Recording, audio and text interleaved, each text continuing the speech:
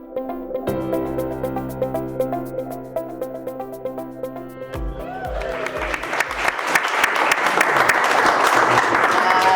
then we have a number of sponsors. I don't see anyone specifically here tonight who is a sponsor, but thank you to Livestream, who streams all these events. So if you've missed any in the past, you can find them on Livestream under the Enterprise Sales Event group. And then Mark also has enterprise events that happen every month as well. I think the next one is on February 21st. Yes, February 21st. Awesome. Please attend. And the it's topic is? Accessing the C-suite. Ooh. I like the oohs and ahs. All right. That's good. And also, if you ever have suggestions for future events for the Sales Development Forum or things that you want to learn about, please don't hesitate. I'm very open to feedback and new ideas. And then last thanks goes to our panelists. So Kiva and Nelly, thank you for being on the panel this evening. And we're really happy that we have a great panel tonight. And I'm going to move back. Oh. All right. And we will go ahead and kick it off. So usually we do wait to do questions until the end, we'll make sure to get to as many questions as possible. We'll try to stick on topic as much as we can, but of course, I'm sure you'll have questions about a number of different things after that. So feel free to ask questions about anything else at the end. So yeah, so let's kick it off. If you want to go ahead, Kiva, and start, you can introduce yourself, talk about what Handshake does, your role, how you got there, and then we can go from there. Sure. So first of all, welcome to my home. Pleasure to have you here. I am Kiva Kolstein. I'm the CRO of Handshake, which means that I'm responsible for all pre- and post-sales. So sales, customer success, and professional services. And Handshake, for those that don't know, is a B2B commerce platform enabling manufacturers and distributors to sell through technology to retailers across all verticals and globally. So every product on every shelf across all verticals and globally gets there by manufacturers selling them through Handshake to the retailer. I came to Handshake via Percolate, where I was the VP of sales for about 3.5 years. And prior to that, was a founding member of the Gerson Lehrman Group corporate markets division. I spent about 7 years there building the corporate markets division for GLG. So thrilled to be here. Thanks. And Nelly, yeah, go ahead. Tell us. Hi everyone. Funny, I actually came to my first SDR meetup 2 weeks ago and was like, oh Meg, this is great, and she invited me to come speak, so very happy to be here. I currently run the sales development team, the global team over at SailThrough. So we have our headquarters is in New York, and then we have a satellite office with a team in San Francisco and then London, and we just opened an office in New Zealand. So we sell marketing software. Have any of you guys seen the movie Minority Report? Yeah. Kind of old? Okay, so the easiest way to explain it, and a lot of my SDRs are here, so they're going to be like, where did this elevator pitch come from? But when he's walking into Gap and all of the items change automatically from his eyes based on his preferences, what he likes, sizes, colors, clothes, like that's essentially what we do digitally. So we're selling to retail media companies and personalizing all that content. So we're focusing on engagement, obviously like through email, mobile, all those channels, but kind of allows you to visualize what we're doing. So we're not creepy, we're just making all your interests there on that messaging. So, and I've been at the company for 2.5 years, but just actually moved to New York in September to be at headquarters. So it was a tough recruiting actually in San Francisco where I'm from, and I was running the team out of the satellite office, but it was as you guys know, like it's a little crazy over there, so we actually found it easier to build the team out in New York. So Awesome. yeah. So I know a lot of people, we're going to get to the topic of handling difficult conversations. I think it's a really, really interesting one, especially because those conversations happen with prospects and also maybe in internal conversations, whether you're talking to your boss or maybe you're talking to someone who works for you or is just a peer. So lots of different types of conversations that may not be the most fun. So we'll get to that, but I think it would be helpful just for some of you looking about how to organize a sales organization or a little bit about what process exists at both of their companies. So if Kiva, do you want to start and just tell a little bit about the structure of the sales organization and the process pieces that you really believe in that have stuck at Handshake / in your career so far? Sure. Okay. I think the most important thing to me is dividing the line between the art and the science of selling, and training the sales team, regardless of their role, on how to develop great relationships, how to cultivate those relationships, how to articulate value as part of the sales process, and then also training the sales team on how to decompose their target or their comp into its smallest component parts and build a formula that leads to success.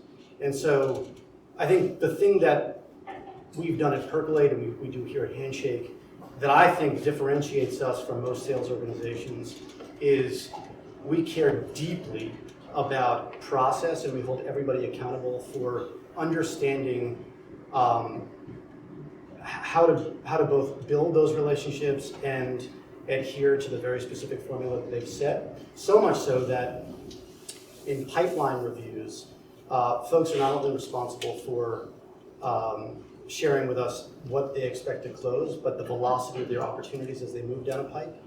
And so I think for us, it's really about process. And I think that we can talk a lot more about exactly how we get there, but I think that's what is at the core of everything that we preach here. So nice to hear a CRO talk about the process. So kind of getting into the weeds, I guess, from my perspective too, in terms of prospects, definitely at a high level that makes sense, and we're kind of similar. The way we have it structured out is account-based modeling, which I know a lot of SDR teams are moving into, and it's definitely what everyone talks about is the way to go, but it has a lot of challenges moving from a lead-based model into account, which we did about 2 years ago, and we're still, figuring out how to best go about that. But so we're structured actually, even though specializing I think is the best way to go generally with sales development in terms of inbound and outbound, we have more of a hybrid approach. And we initially started, I came on board and was like, we have to specialize, that's what you have to do, with not really much color into the business. And we're an enterprise software solution, so we have a small account set that's really qualified to match our target market. So we split out our ICP and had 200 to 300 accounts that each of the SDRs are focused on. So anything coming inbound, and we have a tool called Lean Data, which is great, that converts anything coming from inbound into the target account, so they're really owning their own territory. And we've found that even though it may not work at most companies, it helps them kind of prepare to manage their territory and then have that inbound relationship, typically just because of how many leads we're getting in from one specific account, because we're enterprise again, it works to have, we typically have touched one of the contacts in that account anyway, and so more coming in, we already have an established relationship is the expectation, so it's beneficial to have us managing inbound and outbound at the same time. So we're hybrid technically. And then in terms of we're aligned 1 to 2 or 1 to 1, depending on how many salespeople we have now in terms of that alignment. Awesome. Super helpful. I know, so that touches on a combination of all of what they said, touches on basically all the things we cover in this meetup, but not maybe specifically tonight. So that's just a total tease on the other things that we talk about. So a lot about what does the sales process look like from really a full sales cycle side, that velocity of a sale, and then also in terms of really a lot digging into that sales development process. How do you organize a sales development team? What does that look like? Being a really productive SDR as well. So cool. Thank you guys. Yeah. So let's start and talk a little bit about internal conversations. We'll keep this a little more brief. I think the fun part is going to be getting you guys to role play on things that you guys deal with every single day. But let's talk a little bit about difficult conversations internally. So give me an example, if you can. I'll let you guys, and you're gonna have to think about it a little bit, but give me an example, maybe Kiva, if you have one top of mind, of a difficult conversation that went well. Why did it go well? That was a tough combo. Sure. So difficult conversation from the perspective of manager to subordinate, or from who's having a difficult conversation? Yeah. I think that's a. Actually, let's go the other way of Yeah, no, let's keep, you'll do that side, Nelly, you can kind of do the other end of the spectrum. Well, I think anytime you've got anyone who's not achieving their target, it's a difficult conversation at the end of a quarter or at the end of a month. Great example. And so how do you have that conversation and make sure it goes well? I think it's about setting expectations up front. And I actually think that it starts long before that quarter. It starts at the beginning of their career at your company. And so making sure that they have a very clear idea of what success looks like. Not only 6 months from now or a year from now, but also in week 1 and month 1 and month 3 and month 5. So what are the ramp expectations? And they're holding themselves accountable and you're holding them accountable. And so the conversation that might be a difficult one actually turns out to be a fairly easy one. If they're hyper aware of the KPIs that they're being held to. And so I think it's important to come to the conversation with some empathy. And I think you get more out of your employees if you show them how much you care and if you genuinely do care about their development. But there's an expectation on both sides. And so the expectation of me is to make sure that I'm providing the support and the tools and the resources and the coaching and the mentorship that they need, the professional development. The expectation on the other side is that they're meeting their activity targets or whatever the targets that have been set.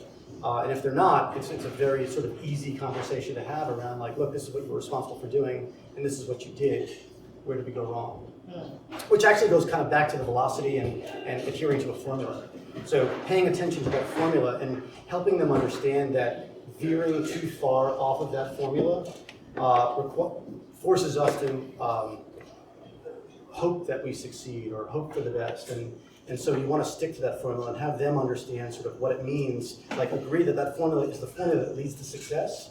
And when you go too far away from the formula, you're just hoping to get lucky. Great, that's helpful. And then Nelly, what about The chain. Yeah, maybe up the chain on when you're having a conversation with an SDR or something, how can they best prepare themselves? What do you look for in terms of that conversation and what they're coming with? With an SDR, yeah, so, I mean, I think I was also going to talk about up the chain too, so more because I'm in middle management, so I think it's easier to talk. I have a lot more conversations that are tough with the SDRs, which a lot of my team is here, so I'll use prior examples. But I think a tough thing for, how many SDR managers are there? Yeah, let's see a quick difference between like, how about individual contributors of some sort, raise your hand. You're an individual contributor. Okay, that means SDR or something, yeah, cool. Okay, and then managers or leaders for running some sort of piece of the organization, okay. Yeah, so I think, and a lot of what you said towards subordinates, I think is relevant as well with me, but it's tough, especially as an SDR manager, and Meg and I have talked about this, is you're kind of in an isolated position. So that's why I love these, because it's kind of like a support group sometimes, because there's usually only one SDR manager everywhere, and you're working with head of marketing, head of sales, head of finance, typically head of customer success at times. So you're working, which a lot of people work cross-departmentally, but I think it's a unique role in that everything is coming and pumping through your team, and it's people right out of school, and there's a lot of pressure on there. So I've had a lot of conversations related to that, where it's balancing, protecting your own team, but also having to manage all the relationships with all of these execs that, a lot of them have never been an SDR manager. They also were in sales when sales development didn't exist a lot of times. So they're usually leaning on you for all this strategy so you don't have typically the support that a lot of other managers or middle management have. Like a sales manager has the RVP, they've been a sales manager, but a lot of people haven't had that. So I think I've had a lot of challenging conversations where I haven't gotten a lot of advice. So things like this help, but I think a lot of the conversations that have gone well is you also, on the flip side, on the positive side, have a lot of expertise that a lot of sales leadership and C-levels haven't had or haven't been exposed to. So I think usually those tough conversations come out positive because you have a lot of value to offer them, and then they can give you advice outside of sales development. But specifically, I think a tough one, as an example, is asking for a raise. So one specific situation, and I was saying this to my team, and they were like, "Oh, can't wait to hear how to ask."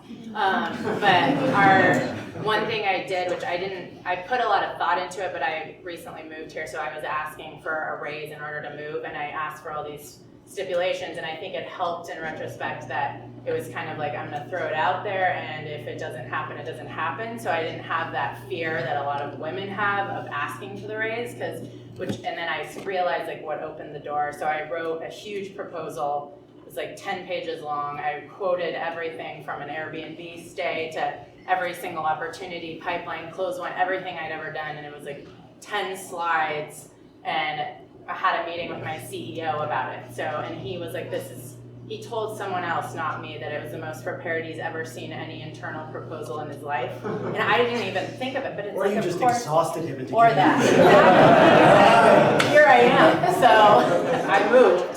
So I got yes to everything. And I think that was where, those nerves of like a tough conversation is always like asking for a raise. It's hard for everybody to do. And so when you eliminate that fear, and again, especially as a woman, you get rid of that, it's amazing like what you see happen if you just, stop that phobia of it. Yeah. So. You touched on one piece, and I'll kind of give like the individual contributor, because that's what I am now, / maybe SDR side of it. So like as an SDR, as an individual contributor, that list, if you start that your first day on your job, right? Just have a list of the things that I've accomplished. And if you start that list, like, yeah, you'll get rid of things as they become less important. But the first little things that you're doing, you will so much more easily have the why behind what you're asking for. So, and I went to a trade show yesterday, and I got a text from Marco Kiva, right after I left, and said, "Hey, how'd it go? Did you meet any good prospects?" And I said, "Yeah, I actually had one really good conversation." And he said, "Okay, why?" And I knew he was going to ask why. And I knew I had to be thorough to give him the confidence that it really actually was a good conversation. Because just saying, "Yeah, it was a great conversation. She really liked me. Yeah, she definitely needs handshake," right? Like, that's not what Kiva wants to hear. He wants to hear that she is so overwhelmed by the work that she is doing. Her husband just left the company, and he's been a part of it for 12 years. And now he's doing medical sales, and he's not supporting her and what she has to accomplish to make sure her business is running. And so operationally, it's all on her plate. And I could see it in her eyes that she was so overwhelmed, she almost burst into tears right there, right? And I was like, okay, answer that for Kiva. Like, he's not gonna ask any more questions, right? Because I actually told him the feelings that she was having about that conversation that I had with her. So that's just something for you guys to kind of take. Might as well just jump on that point for a moment. Sure. Even though it's not necessarily related to SDR. The most important thing that you can communicate is the impact the challenge that the customer is facing is having on their business, right? It's not good enough to talk about challenge. It's more important to talk about the quantifiable impact the challenge is having on the business, and how the very specific thing that you sell will have a positive quantifiable impact on their business. And so I think that's what you shared. Yeah. It's like, here's the challenge, here's the result of that challenge. They're losing money, they're losing time, whatever it is. Because then you can quantify the solution and actually provide them an ROI on whatever it is you're selling. Awesome. So I hope that was a couple different sides of that to touch on everybody in the audience. So maybe just one more piece there. Like, what's the best thing if someone's coming into a meeting with you guys as an individual contributor? What should they have with them? What should they be prepared? You kind of just said, what should they be prepared to answer? But what should they be prepared with? If you were to give like a short answer to that. Sure, be prepared. No, but definitely offer solutions. So, my execs will say the same thing when I come to them with a problem. And I actually just was chatting with my CRO about an issue we had, and he was silent and just was like, "So what do you think it should be?" And if you don't have an answer to that question, you're a waste of time for them. So you need to make sure that you're coming with solutions, why you think they would work, different suggestions, so that it's not a complaint. It's, "Hey, I am invested in this company. I want to figure this out together. I want to collaborate." And write them down, have a plan. Go over the top, because what do you have to lose then? And they'll definitely appreciate that and listen to it, because the worst thing you can do is sound like you're complaining. Yeah. So. Great point. Yeah, I would agree. I think like it's a pet peeve of mine to have a one-on-one where the person you're having a one-on-one with hasn't sent you an agenda in advance, or at least doesn't come to the meeting with some things that they would like to talk about. It's their time. It's time for them to share with me exactly what they'd like to get out of the next hour or whatever. But I would say the same thing. It's like just be prepared. Be prepared with answers, with solutions, with ideas, with data. If we're going to figure out how to develop you, then we have to understand what's working and what could be working better. And so it's really important that you sort of self-identify. You begin to look at the sales continuum and sort of where your strengths lie and where you need help, and make sure that the time that we're spending together is on the areas where you could use some help. Yeah. Yeah, I think that's with one-on-ones, I think it's could be a whole topic on their own, but Yeah. it is an interest. I remember as an individual distributor hating them. Sometimes I would like them maybe once in a blue moon, but I thought it was just annoying and would break up my day. And then I realized like it's because I wasn't planning for them, I wasn't utilizing them, I wasn't, using them to my advantage. And so making sure that, and that's always, we had a manager training at work, and that we had all our execs in it and managers, and it was all just about one-on-ones, because it's tough and it's something that comes unexpectedly. So if you're not prepared for it, it's a waste of 30 minutes because you can catch up over coffee with your team anyway. So It's also a great time to show that you're fucking hungry. yeah. Like, just come hungry for more, come with ideas. Think about this at night, think about it in the morning. Come with things that you think might benefit the organization, your team, or you as an individual. I think for the most part, if you're sort of an A, B, C round company, you haven't figured it all out yet. And everyone at every level is open to ideas, and we're hiring really smart people who come in from, with previous experience from another company, and hopefully the management team that you're all working for is open to those ideas and willing to tweak based on what you see or say. And so really important that you take the initiative. With the why behind, right? Like giving a solution as to suggestions on how you can get there. Yeah, good points. I think we'll move on from internal stuff. That was awesome. Thanks, guys. Okay, so prospective customers, right? So these are handling difficult conversations. We're talking about really objection handling or pushback. People call it a lot of different things, but we all run into it. So I think we can all probably agree that the top 3 objections are something about money, right? So there's budget. Either you're an SDR and they just will not stop asking you what is the price, and you are not supposed to tell them, and you just can't figure out how to avoid that damn question, right? Or you're the full sale role and you're having these conversations around price, and how do you turn those into more positive conversations? So there's budget, and then there's the authority, right? We could use this, but my boss is never going to be on board with this. There's no way you're ever going to convince our owner or the person in charge of finally getting this decision across the line. You guys can nod at me if these are like things that you tend to, or like, no, okay, cool. And then timing is a huge one, which is, this sounds great, but this is really not the right time. Just reach back out in 6 months or a year. It's like the push off, and that kind of goes with priority, right? I can put those in the same, like, this isn't a priority right now, right? So those are some of them. Debbie, do you have another big one? I have my favorite one, which is, I alone can buy this. You can't call anyone else, you can't see anyone else. Right. It sounds grumpy, doesn't it? Yeah, okay. Yeah, we'll see if we get there. That's absolutely a good one. Okay, so let's do maybe some role plays with those questions. Does that sound good, guys? Yeah? Cool. A couple of different examples. Cool. All right, let's start. Let's start with budget, but from an SDR perspective. And I can also, I'm happy to role play this one too. So I'll be the prospect, Nellie. You're the SDR. Sounds good. So we've talked a little bit. Yeah. All right. Yeah, it sounds great. But how much does this cost? This has got to be really expensive. Yeah, I mean, it's not cheap, I'm gonna be honest with you, but if that's what you're looking for, I mean, to be honest, like, price isn't even something we address at this point, because we ultimately just wanna learn about your business, we wanna know if it's a fit, we don't wanna waste your time, like, the best thing to do is just like a 10-15 minute conversation initially, and we can figure out if it's a waste. We all don't want to sit on a bunch of demos that aren't going to lead into something. So how about we chat like next Tuesday? Does that work? And we can just kind of get an overview, or I mean, can you just give me a price, like a range? I mean, I legitimately don't even know, because we work with so many different companies with so many different business models, and our pricing is very detailed based on what's going to best work with you.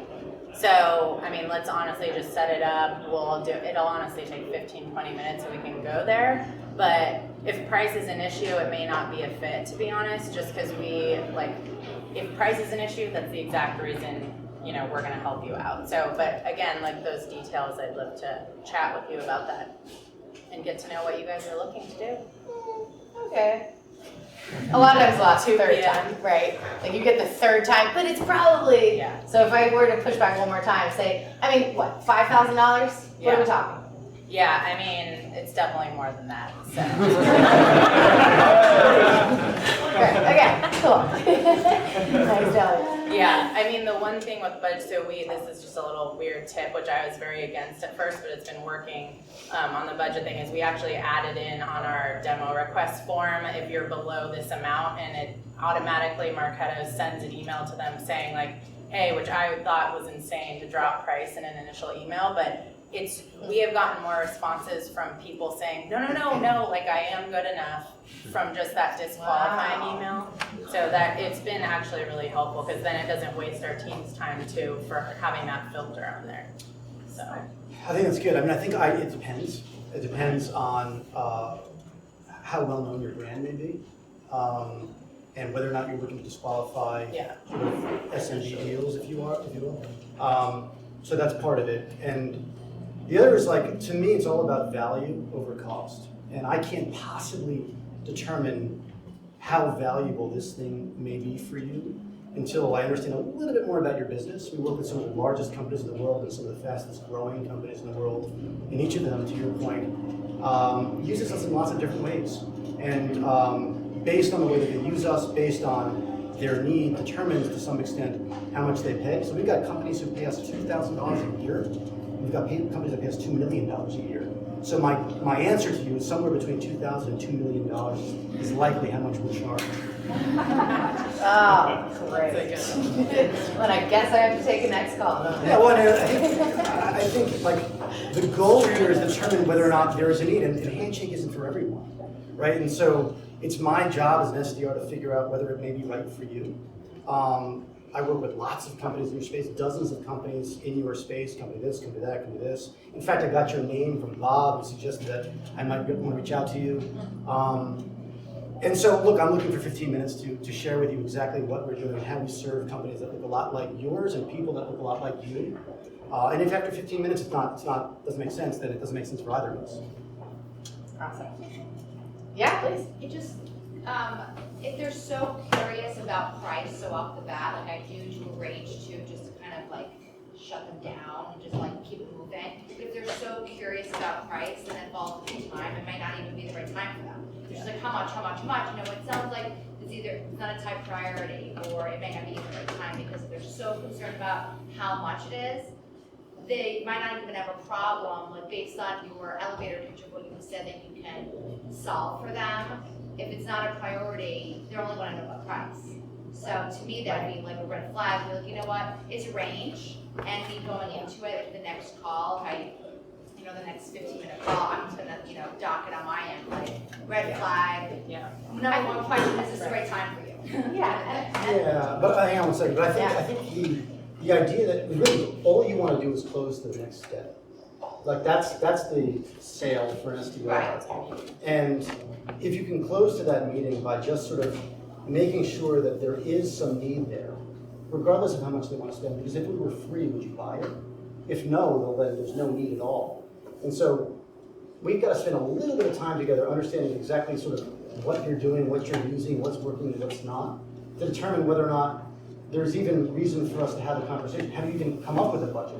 How much would you spend? Ranges I thought is a good thing, Yeah. but on my next call, like once I get the call, to me, in my back of my head, I'm thinking, this might not be the right time for them. As I'm qualifying them, Yeah. I might be like, on my next call, I need to make sure I kind of, keep in my mind, like, really, like, what is your, do you have a Yeah. budget for this? Is this something you guys have talked And about? we do, Is I this the right time? Is this agree the with right that, wording? right. Like that kind of stuff. I mean, yes, like giving them a range, like the Yeah. 220, 2 to 2 Yeah, yeah, million. And I think it is hard because we're told as SDRs day one, like, don't ever mention price. And, I obviously wasn't doing it, absolutely never do, and still don't. But to your point, like, we do say 50, that if we are disqualifying, we'll say 50,000 is our threshold, if you don't have, and we will drop that number, and as long as it's not like all over email, print, like, that's Right, fine to right. say. Because at the end of the day, like, you're still use your common sense, like, of course, don't say price, but like, at the end of the day, if you clearly know it's disqualified, just drop that. And another thing we'll use is if you have competitors in the space that are cheaper, that's a huge trigger. So like MailChimp, for example, our competitor, like, people are coming up using that, it's cheap, so that automatically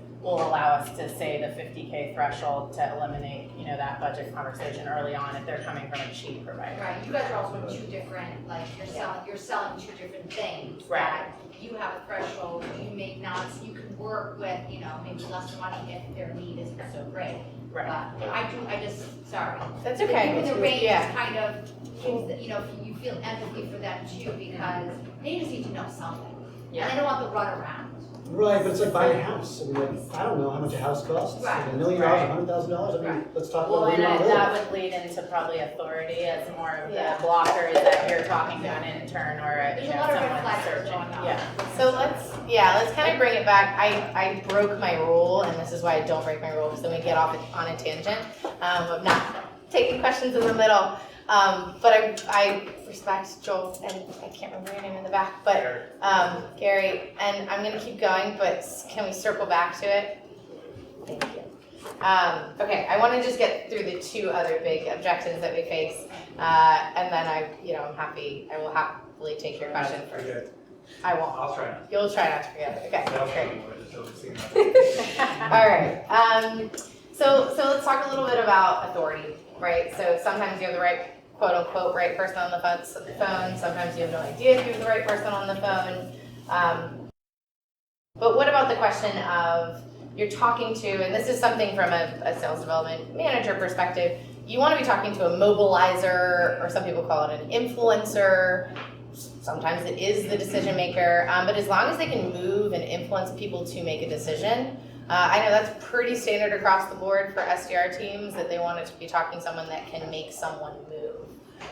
So if you can make someone move, but you're still talking to maybe an influencer, but they're like, hey, Kiva, I don't think my boss is ever going to be, I don't know that I can ever get my boss to sign on to something like this. Like, I hear it's great. Like, I definitely see we could save some money and a lot of time. What about our service is something that you don't think your boss would want?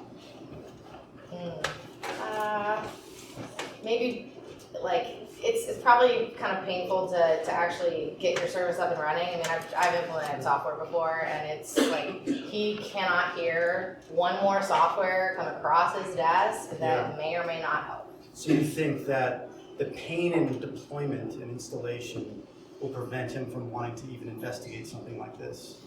Maybe, yeah. Yeah. Tell me more about the pain that you guys have experienced. Sort of tell me about some of the software that you deployed recently. Yeah, I mean, we went along with and I could keep going, right? But that was great. So I'm not done yet, though. taking I mean, I think what you're You want me to keep going? I'll get you to the fucking meeting in a second. Okay, I'll keep going. All right. Well, we were trying some email automation tool, and the setup just took so long, and he couldn't even really see exactly how it was going to help our team be more effective because we were making them use some new system that none of them even actually knew how to use. Got it. And so they were becoming less efficient initially because they didn't even know how to use the software. So it sounds like that piece of software that you bought, he didn't necessarily even believe would work. He thought things were operating fairly smoothly without it.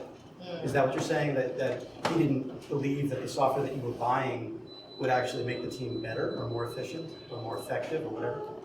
Yeah, it Is that what- seems I mean, like that's a what I pretty big cost for something that the team was doing. I mean, they were already sending emails, so. Right. So I guess the question is really like, how high on the priority list for him is the challenge that you just described to me, that Handshake may or may not be able to solve?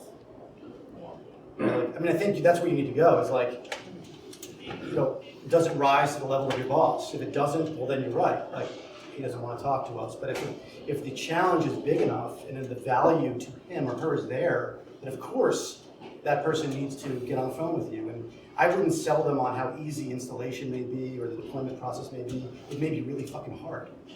But if at the end of that process we're actually solving a challenge that meets that person's needs, well, then he'll deal with it. It doesn't sound like he believed that in the scenario that you just described, right? So that's sort of where I go. Oh, that's great. Cool. Do you want to add anything there? Yeah, I mean, I guess I was more taking it, I think a lot of these objections are challenging if they were to go to SDRs, go and start using this tomorrow of outbound versus inbound, because I think a lot of the challenges, I was already sitting there like wondering if that conversation would ever last that long, and I think it can, but it's difficult to keep, even if it's an influencer and not a direct, a decision maker on a call to understand that much about them. So I think the challenge with that one is from an SDR level, if it's outbound and you've got someone an influencer on there, is to more understand who the DMs are initially too. So, your boss who's your boss? And you should know that from LinkedIn and all of that, so I'd confirm it. You mean your CFO, or so tell me a little bit more about that, and then go into those questions. But to first identify, because we don't want to get into too deep of a conversation initially from an SDR perspective, so it's always getting enough to then, ask for the close and get the meeting, at least with that influencer. And this one is interesting to me because I've had so many sales trainers say start with the C-levels and trickle down, which obviously focus on persona messaging and have different reach outs for every single role. But I think that we underestimate the influencer a little bit as SDRs, and I think I've learned this more as I started buying software. So like a sales opt into yes, where like we're as SDR managers buying this, and it's been interesting to see how they do it. And my C-levels didn't even know what the tool was. And I needed it so bad that I was asking the sales reps to give me more case studies. And I was like, I need a case study that says this, that gave this, that did this, to the point. So I think we underestimate getting into the influencers and using them because they, of course, have the most, clout in their own organization. So, of course, you want to go after C-levels. But at the end of the day, a lot of the things, depending on what you're selling, they may not understand the value of it. They'll understand the ROI, but at the same time, like getting into those influencers and utilizing that call with them, I think is huge, and we miss out on that sometimes, just so focused on like, I must talk to a CMO when our CFO doesn't even know the title of what sales opt is. He just signed because I was like, we have this, this, and this, and we're going to increase meetings by 30%, and these customers are using it, and these other clients, so we need it type thing. So really like working that partnership with the influencer, if you will. You then have to have a difficult conversation with the AE who believes they should have a meeting with the CMO. Yeah, that's true. That's true. Well, getting them on the phone is our job. We don't have to actually pitch to them. So making sure you have all those people in the room in that intro call for sure. Yeah, and that partnership with the influencer as a salesperson is so important, right? And I think that just comes down from the very beginning of how do you start building a relationship with them. If they start trusting you from the very, very beginning, they're gonna wanna create a partnership with you because you're gonna be really digging into value, you're gonna be really understanding what they need. And so then if it is, they have to go talk to their dad who's the owner. It's like, it's not just about you talking to your dad about this, because like that's scary, and I get that. Like, let's figure out how to build this together that's gonna make him realize this is really gonna help you in your job. Like, he wants you to be successful, right? So it's building that partnership with them, I think, as a salesperson, that's really important. Yeah. Another thing we've been trying to is, you never want to have multiple people from the same company attacking the same account, right? But we've been using our execs a lot, which our C-levels now have like KPIs they have to own up to in terms of social selling, because they ultimately have a better network. So our execs reach out even when it's an initial discovery call. They'll reach out to the C-levels, in theory cold, unless we've had that contact information, to say, hey, like I know our reps are chatting, I just wanted to be here in case you guys aren't getting what you need, or if something goes well, but here just to be like a sounding board throughout the process. And just, it has nothing to do with sales or whatever, and our CEO will email their CEOs directly, and it's been working well just to have that, relationship with the peers and whatnot. So, yeah. Nice. All right, so last little objection, do a little time check, of timing. So this one comes up all the time, the deflection of timing. Whether it be coming back in 6 months or, yeah, this isn't a top priority. Wherever you kind of want to take this, I want you guys to maybe do 2 different examples that you've heard and how you would handle that. I guess I could role play. Yeah. Well, Yeah. one Which one, tactic, I guess. what do you want me to be? Oh, I mean, not, I was saying outside of a role play, Oh, one okay. tactic we've been using for this time, because of course it's the cliche answers of like, hey, well, like, let's have an initial scoping call, like just informational, like, you know, the typical answer. But one thing that I think has been working well is we have, whoever it is, somebody in the space that has like a great background at a huge company where the prospects can learn from and just have a purely informational call. So we have our data scientist was one of the lead data scientists at Netflix. And so just because it's Netflix, we've gotten a lot of meetings with just him and he's able to communicate, which is, you know, that's a little rare to have a data scientist able to do that. But he's great on calls and he's had 4 different prospect calls of discovery calls of people that weren't ready yet with timing. And we had, I think, 3 or 4 meetings just in the first week of, hey, he's with Netflix, he's with Bonobos, like he's run all of the data and got in through on the technology side. And so we were able to build a relationship initially in that call and not even talk about sales related things. So just being clever in terms of providing value throughout the process, sending Sales Loft actually does a really good job of this as I'm tooting their horn because I bought them, but they provided a sales playbook that's completely, they have an actual hard copy one that they send to people that has nothing to do with selling, but it's an entire scope for me to, hey, this is how you build out an SDR team. So making sure you're working with the marketing team to deliver content that isn't anything to do with your products or selling, but just for the space. Obviously social selling is all the buzz, like continuing to do that with content sharing, but that's perfect with timing is to just keep dripping value over and over without a necessarily call to action, you know, and then finally do that 6 months later, but just adding value so they don't ever forget who you are. I wouldn't add much, I think that's right. I mean, I think it's a very different question at the end of a sales cycle than it is on an initial call for an SDR. So we can talk about that later, but on an initial call with an SDR, for me, timing is like, I'm perfectly fine pushing off 6 months if I get the opportunity to show you 10 minutes of what we're about and how we solve challenges that companies like you are facing. And so if you'll give me that time, then I will connect back with you in 6 months from now. And so I do want the opportunity to share with you 5 or 10 minutes of who we are and what we do and how we serve companies in your space. And if you give me that, then we certainly can talk again in a couple quarters. Yeah. And to me, I think sometimes you turn them on with those 10 minutes and sometimes you don't. But it does give you a second opportunity because it's hard to say no to that. Yeah, and I think maybe to marry those 2 together is then, okay, I'm that salesperson, I get off that call, I get off that 10-minute call, and what am I doing immediately? I'm writing a recap of my notes of the conversation to say, hey, really happy to hear about these things about your business. Here are the things that you're running into today. Here are some of the ways that Handshake has helped other people like you. Really appreciate the fact that you took the call, respect the fact that you don't want to talk in 6 months. But hopefully, you know, if we come out with any interesting content that I think may resonate with you, I'd love to send it along. And then I will automatically put them into a drip campaign in Sales Loft that is not selling them anything. That is solely a once every 2 months sending, hey, we came out with this really cool blog post and it made me think of you. Or, hey, we have this cool webinar coming up about XYZ, maybe it resonates. Yeah. So you just kind of send this drip and then that 6 months runs up. You put them through this long campaign that you really haven't had to do much with. And then you're open to saying, hey, Yeah. it's been 6 months. The only thing I'd add is if you can get why 6 months, is there a compelling event that 6 months becomes meaningful, or are you just pushing me off? Yeah. And so if they say, well, we're going to a budget cycle at the end of the year, or we're deciding to rejigger our website, whatever the thing is, that's a reason to be in touch.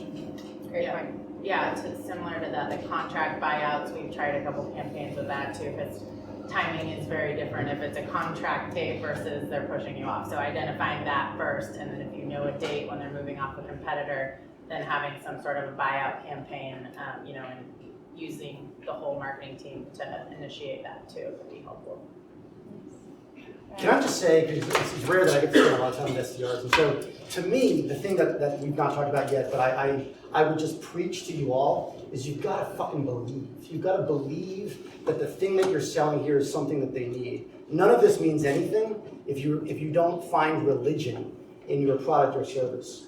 I was having drinks last night with a guy who was the former CRO of another company, and he's now a consultant, and he's looking for work. Like, he's talking to CEOs and VCs about who he can consult for. And he was angry because one of the CEOs of the companies that he was trying to sell his consulting services to knocked him down on price. And he was furious and exasperated. He could not believe that the talent that he was bringing to the table, all the knowledge that he had in his head, wasn't worth what he was asking. And it made me think, if we all sort of think of how we'd sell ourselves, like on a job interview, when we're selling the meeting or selling the product, and how frustrated we'd be or how serious we'd take that conversation, we wouldn't let them off the phone because you don't know anything as well as you know yourself and the value that you might bring to the job. And so if you can kind of take that with you as you think about the companies you work for and the products that you're selling, I think that will go a long way. But you really do have to believe, or you should leave the company that you're working for, because it'll always be just really difficult. Love it. Great point. So last question for me, and then I will go to the questions in the order in which I saw them, is I think all of this has to do with active listening, right? I mean, that's a blanket for the internal conversations and the external conversations. So that's something that we all hear all the time, and it seems to be easier said than done often. But any tips or tricks to make it easier to really listen actively in a conversation? So I can begin. Okay. So to me, everything that you do as a sales professional should be choreographed. And you should choreograph the entire experience, from that initial phone call and voicemail and email to what you do when you're in the lobby of an office waiting for that meeting to begin. If there's an annual report on the table, do you read it? If you read it, which part of it do you read? The CEO letter to the shareholders, the 10K in the back. If you're reading the 10K, which part of the 10K are you reading? If you're talking to the receptionist, what are you trying to get from him or her? When the person comes down to get you, and they're the assistant to the person you're meeting with, what are you getting from that person? When you get into the room and the technology fails, what do? The point is, every step along the way should be choreographed, and you should memorize. Counterintuitively, if you memorize all of this shit, both the choreography, like what you're doing along the way, and how you want to describe what it is you do, that enables you to be present in the moment. And so you can actually be freed up to be more creative and a better listener, a more active listener, if you're not trying to think about what you're going to say next. If that's already pre-planned, you don't have to think about anything because you're just having a conversation with the person sitting across from you. And so I think, to me, it begins with choreography and making sure that you're present, that you're genuinely interested in the person that you're talking to and what they're sharing with you, and you're freed up to actually have that conversation because you're not thinking about what you want to say next. Yeah, can I actually just add a tiny little fun stat that I read just the other day about that? And I said this to someone today, was we as salespeople, we ask questions because we know the answers, right? Like, we've been taught that way, to like ask, so you can keep going along your conversation. And Gong is a call recording company that is becoming bigger and bigger. And they listened to something like 30,000 calls. And what they found was one of the big things that they heard that would plummet a sale immediately, and I took this to heart because we all do it, is when a salesperson interrupts you, the buying likelihood goes down immediately. So we have to consciously think as listeners, as sellers, as business consultants, just wait till they're fully done. Because it's amazing. We just want to jump because we know. We're like, oh yeah, you're saying that because of this and that. And we get so excited. And we just can't help it. But I actually was talking to someone, we both were like talking about this and making sure we let each other finish our sentences. It was pretty cool. So take that, yeah. Cool. Yeah, and I think it's tough, just what you said, because salespeople inherently, not everyone, but a lot of us are extroverts, and we like to talk, and we like to meet people and get to know about them and talk about ourselves, and we have egos and we're competitive. So all these lovely traits that we all have, like, it's difficult. I have definitely had to work at listening. Like, it's not something that I naturally have. My best friend's an MFT, and she will be the first one to attest to this. So, to your point, like, it is something that you have to practice and choreograph and have tricks that you do. So writing down, obviously, just like little things that they say that you want to revisit back when they're done talking. So actually writing it down, for a lot of us inside salespeople, we can do that. On a in-person meeting, you don't have that luxury, but making sure that you're jotting down everything and not interrupting. Yes, like, we'll hear great salespeople, like a lot of my SDRs on calls, like the first thing that drives them insane is hearing someone interrupt, because it's so hard to know that you're doing it. And so to be aware of that is difficult. But I think I was reading something too that people like to talk about, I mean, we all know people like to talk about themselves. So leaving your ego at the door, and I actually thought it was something where people get the most energy, the same of talking about themselves as they do food and money. So if you think, that about your prospect, in order to build that relationship and see where they're at, engage their passion, like letting them have that ego and you taking a step back, like do it on purpose, even though it's, difficult for everybody to do, because it's an adrenaline rush. So, I mean, we're feeling adrenaline right here talking, and it's just a natural thing. But allowing someone else to do that, it takes practice. So I think it's really important to remember that every sales cycle ends in a fight, right? If you can think of it, we're tossing out objections, that happen on that first call, but the truth is, you take a prospect all the way through a 3 or 6 month sales cycle, and at that end of the sales cycle, they're like, oh, you're much more expensive than I thought you'd be, or it's not as high a priority as we thought it'd be, or the board actually has to meet to make the decision here, and they don't meet until next quarter, whatever. And so it just made me think of it. Like the active listening, this idea that you need to be taking notes, it's all about storing up ammunition to prepare yourself for that inevitable fight, right? Like, you are going to be in a fight, and the only way you win is to be able to go back to all the conversations that you had, or your SDR had, or anyone on the team, the sales engineer had with the prospect, and hold it back up to them like a mirror and say, hold on a second, on July 2nd, you said such and such. Did something change between July 2nd and today? Because I was under the impression that if you didn't solve this problem, you'd be out of business by August. Those are the kinds of things that really win the fight, and they're real, because every single sales cycle ends with something like that. And so all these conversations are that important. Yeah, and setting up your SD or your AE, whatever you want to call it, like, they love, the more notes the better, don't be their admin, but they love every little detail about the personality, about personal things they don't have time to look at, or they claim they don't on LinkedIn, like a relationship they have, oh, they went to this alumni, like any notes and background from that initial conversation you can provide your salesperson, because they're going to be an influencer in your promotion. Like, they are going to be the first people that the RVPs look to talk to about how you're performing, like, in appropriate ways, and not, they're going to be your biggest influencer. So make sure that you're prepping them, and not doing their admin work, but still making sure that you have taken all those appropriate notes too. So before I turn over to questions, so as you think about your questions, 2 quick notes. One note is I've had a number of people tell me that I'm looking to hire SDRs or people. And then I've had a number of people looking for a job come up to me and say, hey Meg, I'm looking for a job. So that makes it somehow my job to help you both. And so I'm not going to make those people that are looking for a job stand up and show themselves. But if you are hiring, I would love for you to stand up for a second, and I know we're hiring, Kathleen's over there, so she can give a little wave. But if you're hiring, do you want to maybe just like wave your hand, stand up? Okay, so like look at those people, we'll give you a second. Everybody can look around so no one knows if you're looking.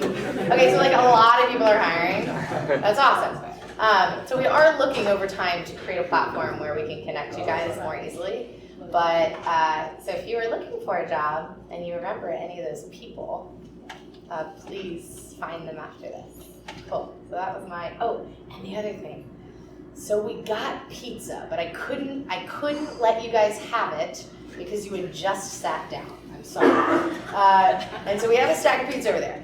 After questions, you can have a slice on your way out. We're giving you dinner. We're feeding you. We're gonna make you come back to Handshake the next time we have an event here. But yeah, so we'll put the pizza out at the end so you guys can have some dinner on your way out. So with that, tell me your name one more time. Jerry. Similar way, yes. So Keith, I love the advice about just believing that you guys have that was fucking awesome. Question for you, back to your role playing about budget. You guys didn't, one thing I was curious about, you didn't put it back on her, asking about the value of the challenge, what you were talking about before. So I'm curious, do you have your SDRs, how much do they focus on qualifying the challenge or qualifying like the need versus just qualifying the person, the company, letting the AE dig into the need? That's something that we're challenging, we're having trouble with. I'm just curious what your takes on it. So for me, it's about the environment that exists at the client site more than whether or not the person they're talking to has identified very specific challenges they're facing. I don't necessarily want the SDR spending too much time on that. So in our case, we're talking about B2B commerce, which means sellers who are out there in the field. Do they have a field sales force? B2B commerce means a portal for retailers to be buying from manufacturers. Do they have a B2B commerce website? So these are the kinds of things that I want to know. I don't really care so much at that stage whether or not it's working or not.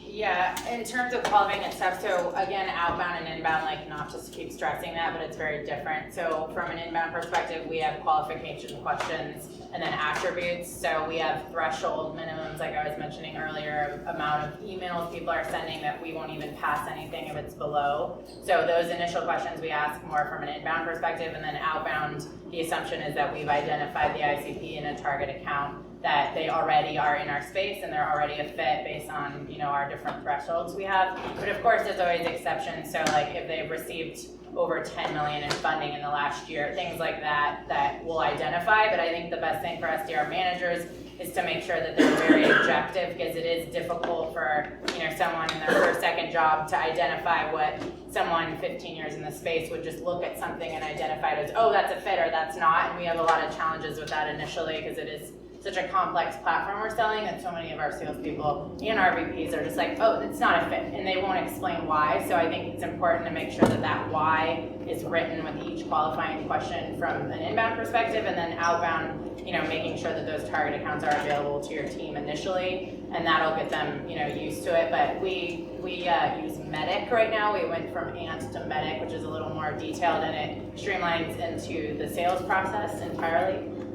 So we just answer some questions at the qualified stage and the initial suspect stage, and then as it moves into pipeline, more of those Medic criteria have to be answered from the sales directors too.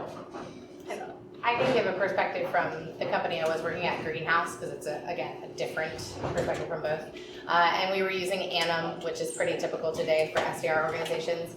But still the need piece was solely, and we were selling recruiting software, right, was do they have at the most just high level? And a lot of times you can kind of figure this out from even just from doing your own research. Are they hiring over 10 people or 10% of their organization, right? And that was like the basic need that we needed to check the box on. And that's the big thing, I think, in an inbound capacity. It's like, are you checking the boxes? Unless you're training SDRs on how to go down a pain funnel and get to impact, I don't think it's a good idea to make them get there. Because they're not going to do, hopefully, not hopefully, but hopefully your salespeople are trained a little bit more to get there than your SDRs are. So that would be my perspective. And then on the outbound side, they should be going after a target account list. So I don't really care if they, if my SDR figures out the need, that's actually my job. Like I want them to get a meeting with this company because I've deemed it as a company I want to go after. Then it's up to me. I also think there's a difference between, I don't know if you call them SDRs or BDRs, but there is a different role that SDRs can play. You have SDRs who are responsible for scheduling the meeting, closing to the meeting. That is their goal. That's the only goal. Once that meeting is set, that's like a closed deal. the BDRs that we had at GLG were almost like junior sales professionals, and it was their job to build account development plans and account maps and really understand how to navigate the hierarchy of some really complex companies by determining who are the folks that we need to meet with here, plug them into a chart, red, yellow, green, who have we met, who do we need to meet, who have we not yet met, and then serve almost as a strategic partner to the seller who's ultimately responsible for closing that deal. That's a different job than the SDR job, and I think too often companies who want that latter job, like that the BDR responsibility, also expect that person to be scheduling a bunch of meetings, and so you kind of sacrifice one for the other. You can't have both. And so in thinking about the role of the BDR, how far they go in discovery, how much they push back, whether it's BANT or ANIM or MEDIC, I think it's somewhat dependent on like what role are they actually playing in the organization. Great. Joel.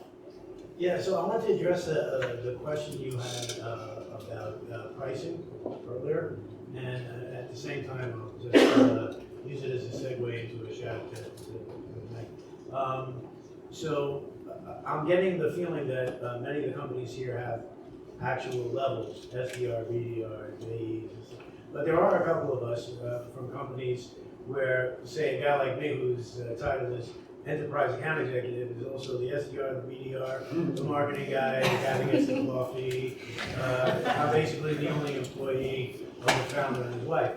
And basically, I have found that since you kind of know what the price ranges are, depending on what the KPI is, meaning if you're going for funding and your KPI is to get GE on your books, you'll give that goddamn service away for nothing. So you can really empower your salespeople, whether they're SDRs, BDRs, AEs, to say, well, this is our price range. However, we do have a sliding scale. We do have a discount for more services and so on and so forth, like that. And that's just something I wanted to bring up. And it ties into something else that I wanted to say. Megan mentioned earlier that I come to these things and I say I've learned something new every time. And I'm very, very proud to say that I'm not sure if it was the last meeting or 2 meetings ago, where someone said, in your call, when you finally get past a certain point, say, okay, we've gotten to this point. Who is left to make the decision as to whether or not this deal will close? And so I was dealing with a bank down in Texas. It's a small bank with just a few branches. And I got the CIO to love our product. And I said, so ultimately, who is the person that will make the decision? And he said, it's the CEO of the company. And I said, okay, well, when can I get him on the phone with you? And it took 2 weeks. Today was the call. We closed the deal. Nice. It is something that I learned sitting here that I would have had no idea. That's awesome. That's awesome. That's my commission. That would feel good. Well, I think one of the things that is missing in sales organizations is this mutually agreed upon like path to close, where you both agree to the challenge, like here's the challenge that you're facing, here's the impact that challenge is having on your business, here's what an ideal solution might look like, regardless of whether it's handshake in my case, and here's the impact of success, here's what solving that problem will do for you, and here is the path to partnership. Here are all the very specific things by date and who's responsible for them that each of us is going to do en route to the partnership. And if you can put that together and send that out to a prospect and get that dialogue going where they say, well, actually, you misheard me here. This is what I really meant, or exactly right, whatever. You've got a dialogue and some kind of like mutually agreed upon path to close. That usually works. It's kind of the same thing. Cool. Let's keep Matt. I'm Yeah. gonna keep going. So we're So I'm an coming down the SDR. wire. Yeah. I'm an SDR. I've been doing it for 6 months, and I'm 22. I just graduated. One of the biggest things that our new CRO has taught me, and something that I just wanted to echo for other people who maybe my age or in an SDR role, or even account executives, being prescriptive. And I think that if you have a good product and you can talk to your experience, you can say, well, I think the next step from my experience working with XYZ company was to do this. So being prescriptive has allowed me to close a lot of just meetings. Just saying, this is the sales process, this is how we do things, and these are the results that this process has kind of warranted. So I just wanted to put that out there.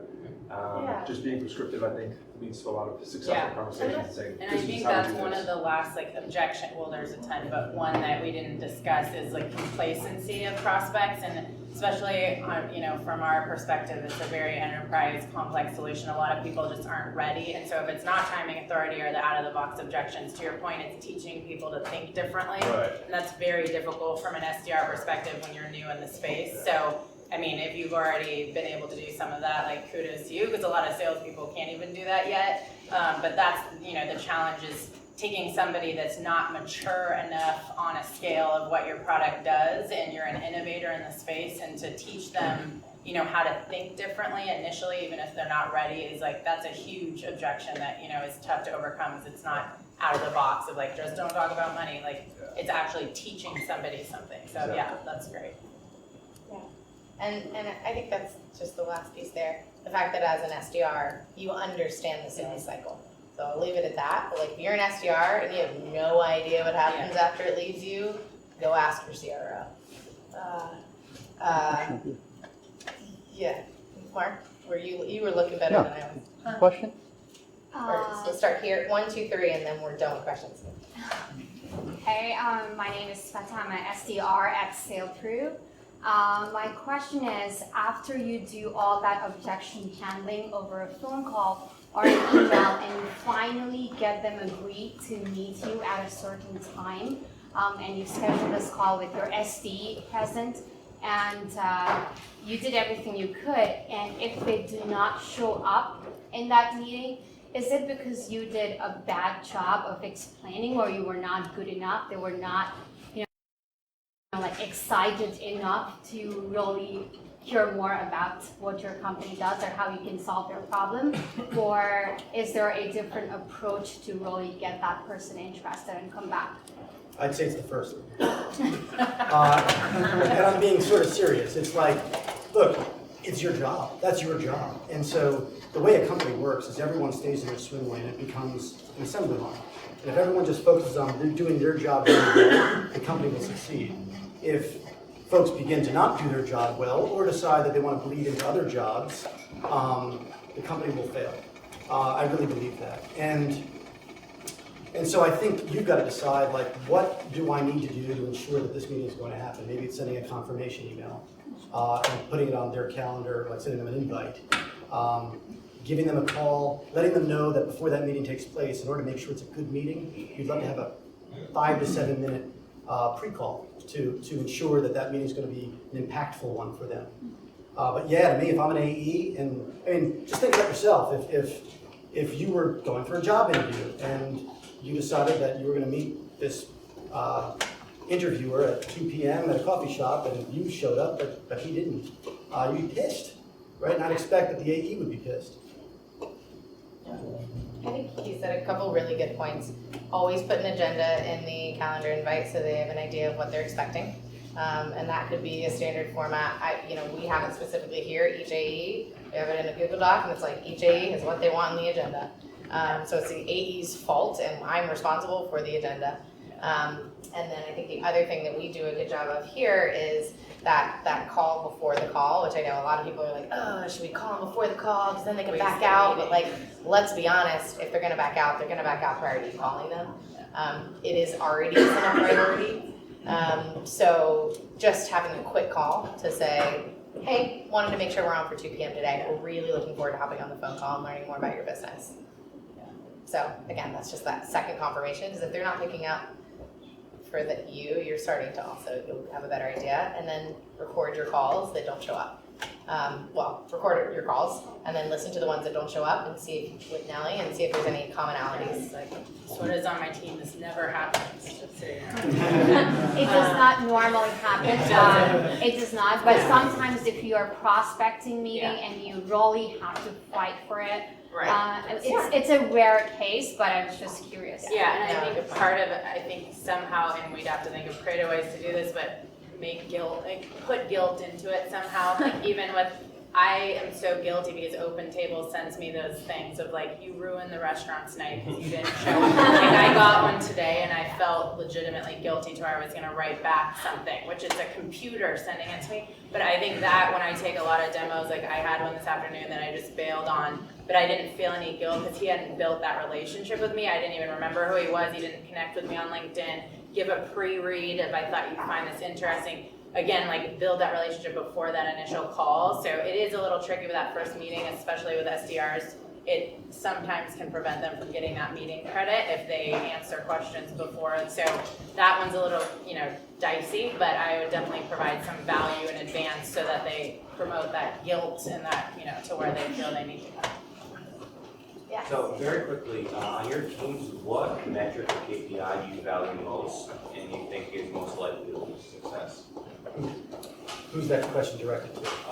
Pipeline opportunities is where the money is. So that's how our team's measured entirely on pipeline opportunities. More in the terms of activity. So what activities that they can do to lead to Right. that result? We look at a ton every week, so scheduled meetings, definitely. Connects, we do different spiffs. We had one today on, different connects over email. One thing we're implementing, which I haven't done in the past, is social. We're doing a lot with social, so measuring on content shares. So again, that's definitely not the most important. It's definitely meeting scheduled with our target accounts. But amount of content that you're sharing and to who on LinkedIn and engagements through there. Connections that we're measuring now through campaigns in Salesforce. Executive connections, so people that have an alumni from someone that went to Tufts, so one of our executives, and using that, and the SDRs are running with that whole initiative. So I think everyone's going to have the cliche answers, but coming up with something, because it is different, and the phone's definitely not dead, but email is starting to be the dead one now too, to where we have to do more, and think outside the box, as we're the ones, spearheading that innovation. So. I would say for me, it's coming up with a daily productivity goal. So if you think about, we were talking earlier about the velocity of opportunities as they move down the funnel and how important it is to understand exactly how much we should move and understand the formula that leads to success. I would encourage everyone here, or the folks who work for you, to get a really developed understanding of how to back into their target. Whatever their target is on a day, week, month, quarter, whatever, back into it by getting to the smallest component part. So all the things, just to give you an easy understanding of this, your target's $1 million, the average deal size is $100,000. It takes 10 deals to get to your target. The ratio between proposals and deals is 3 to 1. You got to write 30 proposals. The ratio between meetings and proposals is 10 to 1. If you have to go on 300 meetings. Anyway, all the way out to its smallest component part. Divide by the number of calendar days in a year. And you can basically come up with what this person is responsible for doing on a daily basis. And they shouldn't leave the office until they've achieved that target. And so, to me, it's not necessarily the one thing that they should be doing every day. The one thing that they should be doing every day is making sure they hit their daily productivity goal. And that's the way they police themselves. Nobody's going to police them to do that. But they should all have your help in coming up with what those numbers are, depending on SDR, AE, whatever. And I think something too, as managers, we get, from my managers will tell me, hey, they need to reach this call number, they need to reach this KPI. And the best thing I think I've learned too from my team, because it is changing. I was an SDR 6 years ago. We didn't have all of these tools. It's very different. So taking feedback from the team also, and don't be afraid to tell your managers that hey, this isn't working. This source, this attribution source is not working. I'm finding a lot more success with this. So obviously it's a manager's job to measure those conversion rates, but don't be afraid to have that open conversation. And then ultimately with marketing too, of this download is producing 0, conversions, and putting it back on the manager too, of this is my own business, it's my book of business, my territory, my accounts. I'm gonna do, I'll have some of those more assertive SDRs, I don't care that we have to reach out to all these event leads, I'm not going to. And while that frustrates me, I'm also you're owning your own territory. Let's figure out what we need to reach out to, who should, and strategize there in terms of, which KPIs are working, because you guys are the ones doing it, so don't be afraid that we don't know. We don't know how to make answers, so. Last point there on outbound perspective, my top outbound SDR at Greenhouse, her recipe for success, again, take all of these things as huge pieces of it. We're reaching out to 5 brand new prospects every single day. Yeah. It's just keeping our funnel so wide that things have to trickle in. So was there one more question? Just back to the point we were talking about having difficult conversations with someone who you've built up a relationship with, you've got your impacts, positive, negative, what it means for the business, and they're not willing to take it that last step. You had mentioned, the comment of, what about our service is something your boss, your CFO, the board wouldn't want. So you have a couple more. I find that's, it's truly great to get people really excited about your product, but sometimes they're not going to be the one who's taking it across the line. Do you have any more? I wrote them down. But can you just clarify? I'm not sure I understand the question. Sure. Just any more, kind of more on the objection handling side of, how can we get that person to have the difficult conversation? How can we get them to reach out to your CFO, reach out to your CEO, and have the conversation of, we need this? Prospect or employee? So me as an account executive pitching to you as end buyer doesn't have budget power. You need to have a conversation with CEO or CFO that has budget power. You understand it, but you're not willing to take it. How can we continue to build up a champion or an influencer or whatever the terminology may be, aside from the one that you had mentioned of, what about our service would they not like? Yeah, I mean, so to me, it's really understanding. So in order to cultivate a champion, you've actually got to spend a little time understanding what is important to them, where they sit in the organization, how the challenge that they may be describing affects them. I think taking a big step back and recognizing that I don't need to speak to the VP yet. We just spend some time with you and understand your role and what's working really well and what could be working better, and get to a place where you're convinced that this is something that your company might need, and then get your help in delivering it up. I think you said that all you had to do was have the folks who are selling you software give you case studies, and then you took that to your boss and he said, great. So I think if you treat everyone with equal respect, I guess is what I'm trying to say, is that the person that you're talking to may be an influencer, they may be a decision maker, in your case you were. Make sure that they understand the value to their boss. And what they might see valuable, what their boss might see valuable, how high a priority they think it might be in the organization, what alternatives they've considered when trying to solve this problem, if they have. That's where I go. Great. Okay. So we'll end it there. We went a little over, but thank you guys so much. And thank you.